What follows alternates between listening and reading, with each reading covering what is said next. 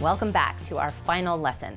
In this lesson, we're going to kind of clean up any holes that we might have left in your beginner crochet knowledge so that you'll be left at the end of this class ready to go on and conquer crochet. First up, we're going to learn how to change color.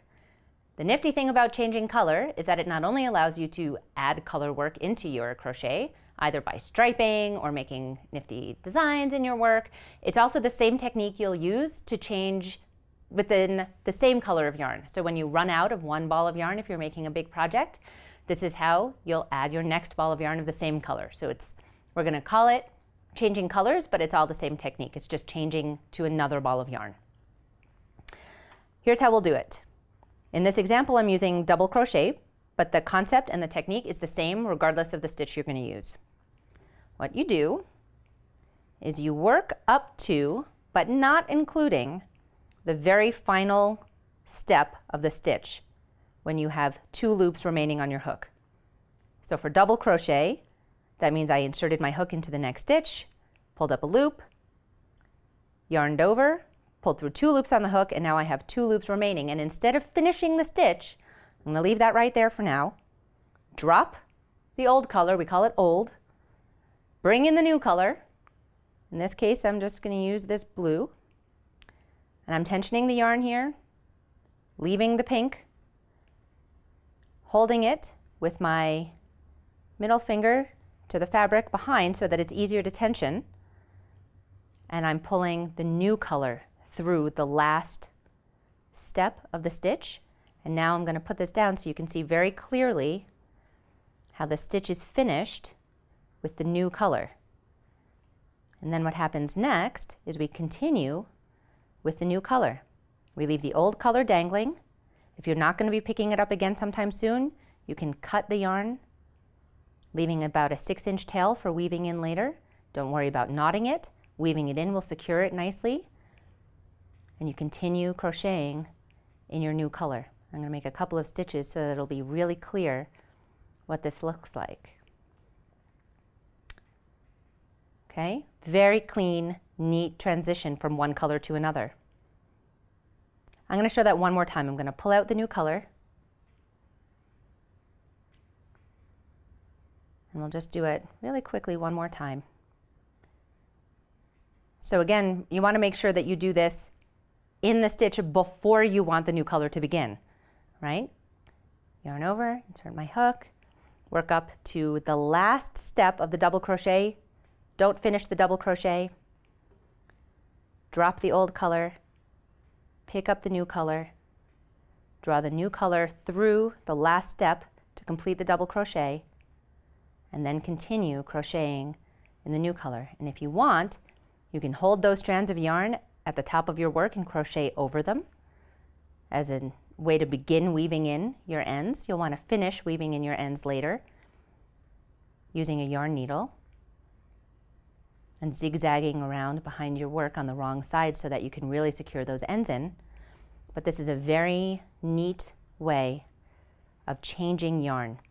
And again, if this were the end of the pink ball of yarn, I would transition into a new ball of the same color when I had enough yarn left to leave an adequate tail. The only difference is it won't be a change of color. It'll just continue with the new ball of yarn. Now, speaking of the new ball of yarn, the best way, if you can, to change to a new ball of yarn or to create stripes in alternating colors is to change color at the end of a row. That means you'll begin the next row with the new color. So here I am at the end of a row of double crochet. I have 1 stitch left to make into the top of the turning chain. And again, just like before, I'm going to work that last stitch of the old color up to the last step. So for single crochet, well, you know what, I'll show you that in a minute because it's a little bit different since the last step is actually kind of the only step. But for treble crochet, you would again work the treble crochet until there are only 2 loops left on your hook. And the same for single crochet. You work the single crochet until there are only 2 loops on the hook. Then you change color. So here I'm going to bring, sorry, I have to pull this out for a sec. I'm going to use the same blue yarn to demonstrate this. I'm going to bring in the new color. I'll draw the new color through the final 2 loops. And now I have finished the row, ready to turn my work and have the new color begin the next row. Now, a little trick that I do to really secure these ends is that I will sometimes pull both colors through the final step. So I'm going to undo this, insert my hook back into the final step of the double crochet. And then I'm going to, it's a little bit tricky, you don't have to do this, you certainly do not have to do this. I'm going to show you because I'm here and you might enjoy it. Now I've wrapped both yarns, tensioned them, and I'm going to grab them both with my hook and draw them through this final stitch. That helps to really secure them in there and make it easier. Now, of course, it might be noticeable on the edge too, so keep that in mind. If you're going to leave your edges unfinished, you might not want that because it might not make as clean and neat an edge. But if you're going to, say, crochet and edging onto the side to really neaten up those edges, you can hide that later, and that becomes a really nifty thing. Then you drop the old color, pick up the new, and continue making your turning chain. Okay, but you can see how that shows up in both colors. And you can tug the old color so it almost disappears. That's a very neat way and secure way of changing color at the end of a row. Okay, now I do want to show you just how this works in single crochet since it has fewer steps. So now I've just left one turning chain here. And I'm going to do this in the blue yarn just to keep things simple since we're already here, right? So I'll make a single crochet stitch, right? Insert your hook in the stitch, pull up a loop. There are 2 loops here, yarn over, pull through 2 loops. That's the completed single crochet stitch. To change color, you insert your hook in the next stitch, pull up a loop, and stop. That's it. You have 2 loops on your hook. That's the end. I'm just going to grab some of this pink yarn here again, and this is where you pull through the new color, and you've changed color in single crochet. I just wanted to make that clear in case it was a little bit confusing since you work the stitch till the last step, but in single crochet there are so few steps that it kind of happens right away. Now it's time to really tackle gauge. We hinted about it in other sections of this class, but now is the time to really dive in. Gauge is where you'll have an opportunity to use all of the math from high school that you swore you would never use. In essence, gauge is the number of stitches and rows that fit in a certain length of fabric. Okay, so double crochet is the easiest to practice this on since the posts of the stitches are so easy to identify. What we're going to do is count the posts, and that will give us a way to count the stitches. So I'm going to hold a tape measure or a ruler up and see I'm aligning the 0 with the edge of that post right here, and I'm going to count 1, 2, 3, 4. There are about 4 double crochet stitches in an inch. Usually, most commonly, gauge, stitch gauge, this is the stitch gauge, it's the number of stitches in a length of fabric. Stitch gauge is often given over 4 inches. Measuring over just 1 inch makes it difficult if say half a stitch is kind of cut off there. Over 4 inches you get a lot more information and it'll help you a lot more. So we'll measure gauge over 4 inches. So here we have 1, 2, 3, 4, 5, 6, 7, 8, 9, 10, 11, 12, 13, 14 and a half. And that half is important. Okay, 14 and a half stitches over 4 inches is what that stitch gauge is. That information is used and is very useful if you're making projects where the finished size of the project is very important. So imagine making a sweater. You want that sweater to fit you properly.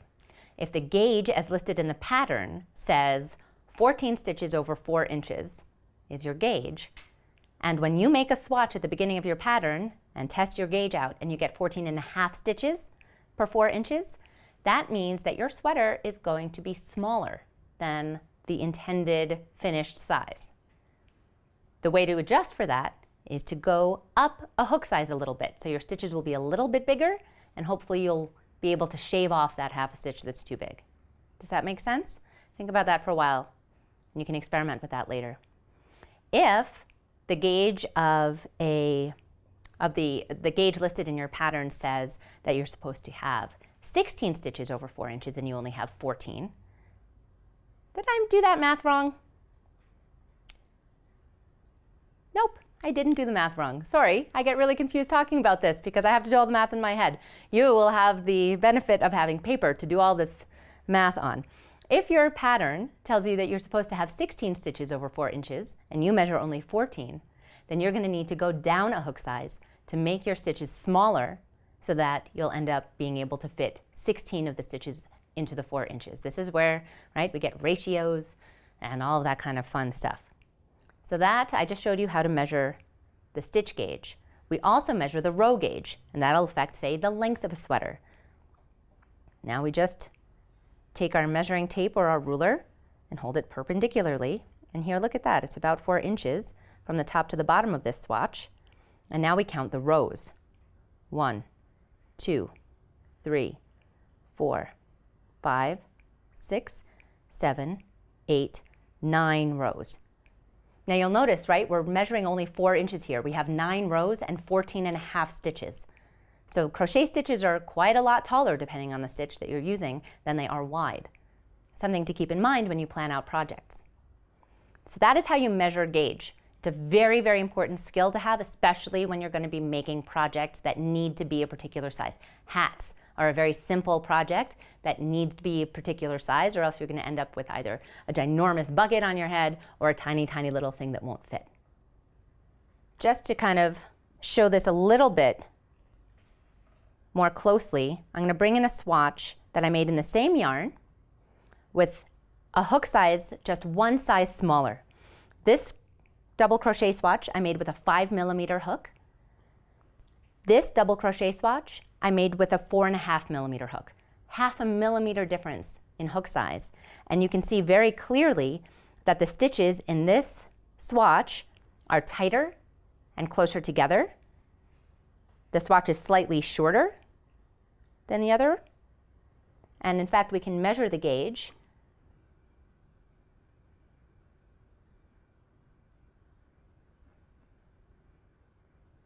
So here I've lined up the 0, and we'll count. Oops.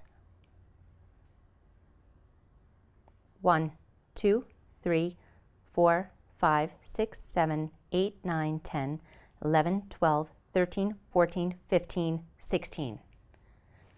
With the smaller hook, we get more stitches per 4 inches.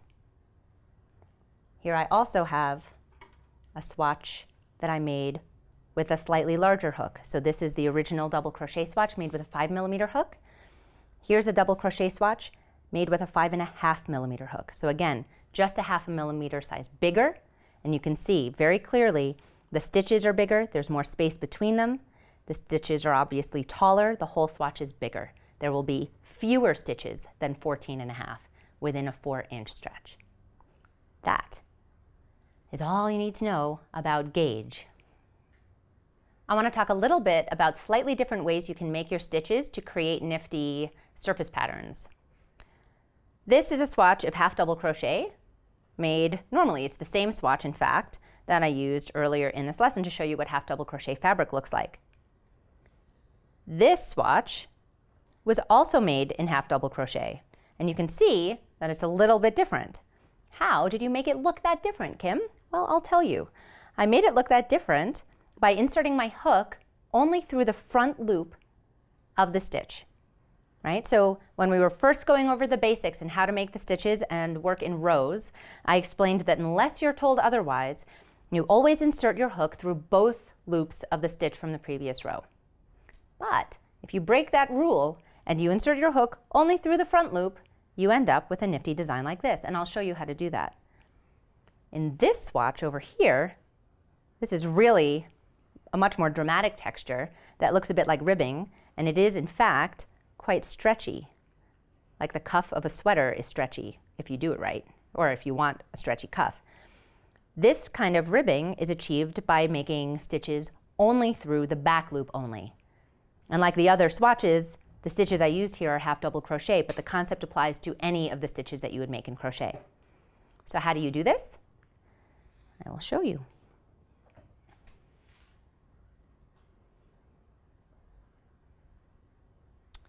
Here's a swatch I have going in half double crochet. And first I'll do a stitch as usual, because remember, if you point your stitches up toward you, you'll see the V at the top of the stitch. Normally, you insert your hook through both loops of the V and proceed to make your stitch. To work through the front loop only, remember that the front loop is the loop that's closest to your body when you tip that stitch up. The back loop is the loop that's farthest from your body. To insert your hook through only the front loop, you do just that. Insert your hook only through the front loop. So I'm essentially inserting my hook under the front loop into the middle of that V. Pull up a loop and complete the half double crochet stitch or any stitch you're making as usual. And you can see even that as I do that, it seems a little loose here, pulls up, that evens out, but in part that's just because you're pulling on one loop instead of two. Insert through the front loop only. Oh, I accidentally got through both, so sometimes you need to use your other hand to separate out the V and complete your stitch. Now the surface design comes, if we flip this swatch over, I'm going to pull my hook out to do this. If we look at the back side, you can already see there are these unused loops right here. So here are the regular half double crochets I made at the beginning of that row, inserting my hook through both loops. And here are the 2 double crochets I just made, only through the front loop, and these loops are unused. So if I pull in the whole finished swatch of half double crochet through the front loop only, you can see how those unused loops are what's creating those really lovely horizontal lines on the surface of the fabric. Now we're going to continue, and I'll show you how to make half double crochet through the back loop only. Yarn over, and instead of inserting my hook through the front loop into the center of the V, I'm going to insert my hook into the center of the V and then out through the back loop only. Pull up a loop and complete the half double crochet stitch as usual. And I'll show you that again. Yarn over. You have to tip your work up toward you so you can find that back loop easily. Insert your hook and complete the stitch. Okay, now without turning the work over, we can see here are the regular half double crochets I made at the beginning. Here are the 2 stitches I made through the front loop only. And here are the 2 stitches I made through the back loop only, and they seem recessed a little bit, like they're pushed back toward the back of the work. And these right here are the unused front loops. And that pushing back part is what makes that really nifty textured ribbing. That's how you can have some fun with texture simply by inserting your hook through only the front loop or the back loop. The very last technique we're going to cover is decreasing. Way back in one of the earlier lessons when we talked about crocheting in the round, I taught you how to increase, and obviously for every positive there must be a negative. Decreasing is very useful. In this swatch you see I shaped the swatch by starting off with a lot of stitches and decreasing down here. But here's a more practical application. I'm going to bring over Horatio over here. Horatio began in the round at the bottom here, and I increased out. You can kind of see almost a star-like shape in the stitches there. That's where my increases were spaced evenly. But then, as you come up into the body, obviously I had to take that down to shape the body to form the neck and the top of the body. And his head is shaped kind of like a ball. I mentioned earlier that you can make crocheted hacky sacks, stuffed toys, anything kind of like that, where you start from the top and you increase out, and then you decrease down into something else. Decreasing also comes in handy when you're shaping projects like sweaters. you'll need to both increase and decrease. So here is how you decrease. It's not exactly as straightforward as increasing, but it's pretty simple all the same. Now I'm demonstrating this in single crochet, but the same concept applies in any crochet stitch.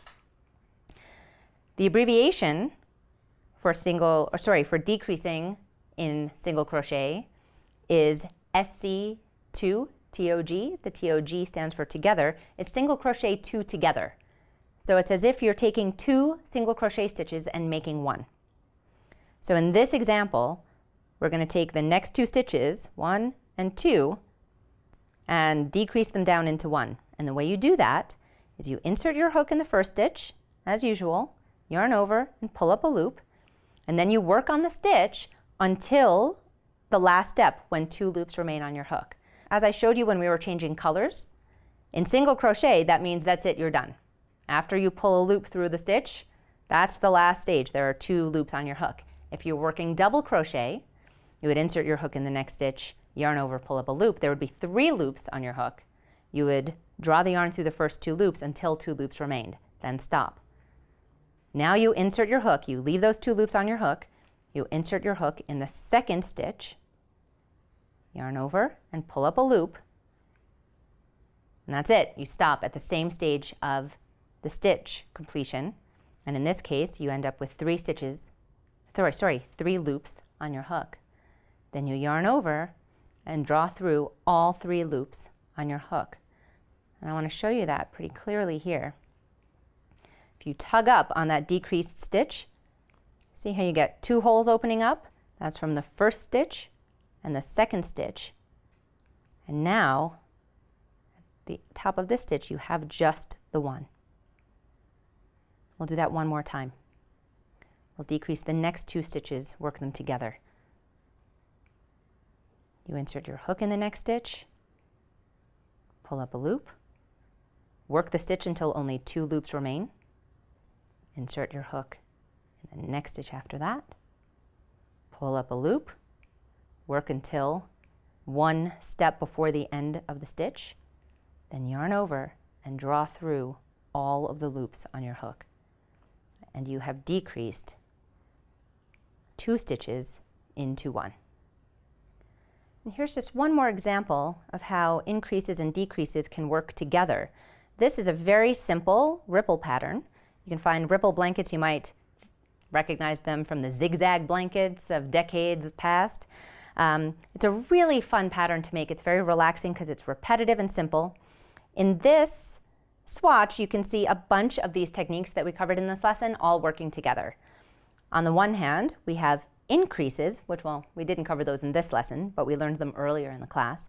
Increases help to round the peaks of these ripples here, and decreases help to pull the stitches together at the valleys.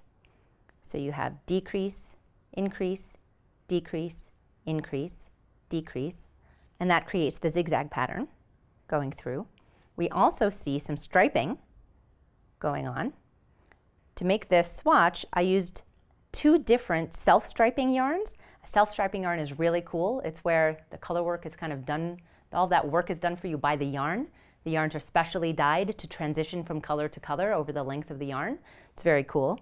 So in this case, I used a self-striping light colored yarn where you see a bit of a transition here from a darker greenish blue into a paler grayish blue.